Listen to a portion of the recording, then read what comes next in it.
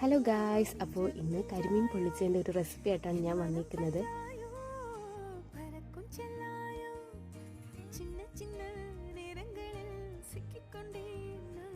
ഇനി പാത്രത്തിലേക്ക് 1 സ്പൂൺ ഇഞ്ചി വെളുത്തുള്ളി പേസ്റ്റ്, 1 സ്പൂൺ കുരുമുളക് പൊടി, 1 സ്പൂൺ പെരിഞ്ജീരകപ്പൊടി, 1 സ്പൂൺ ഗരം മസാല, 1 സ്പൂൺ മഞ്ഞൾപ്പൊടി, 2 സ്പൂൺ മുളക് പൊടി, ആവശ്യത്തിന് ഉപ്പ്, പിന്നെ 1 സ്പൂൺ നാരങ്ങ നീര് കൂടി ഒഴിച്ച് നന്നായിട്ട് നമുക്കൊന്ന് മിക്സ് ചെയ്തെടുക്കാം. ഇനി ഇതിലേക്ക് ആവശ്യത്തിന് വെള്ളം കൂടി ഒഴിച്ച് നന്നായിട്ടൊന്ന് കുഴച്ചെടുക്കാം. ഇനി നമ്മുടെ കഴുകി വൃത്തിയാക്കി വെച്ച കരിമീനിലേക്ക് ഈ മസാല നന്നായിട്ടൊന്ന് തേച്ച് പിടിപ്പിച്ചെടുക്കാം. ഒരു 2-3 മണിക്കൂർ റെസ്റ്റ് ചെയ്യാൻ വെച്ചാൽ നന്നായിരിക്കും. പാൻ ചൂടായതിന് ശേഷം ആവശ്യത്തിന് വെളിച്ചെണ്ണ ഒഴിച്ച് നമ്മുടെ കരിമീൻ പൊരിച്ചെടുക്കാം. ഇതിൻ്റെ ബാക്കി വീഡിയോ ഞാൻ ഉടനെ തന്നെ അപ്ലോഡ് ചെയ്യുന്നതാണ്.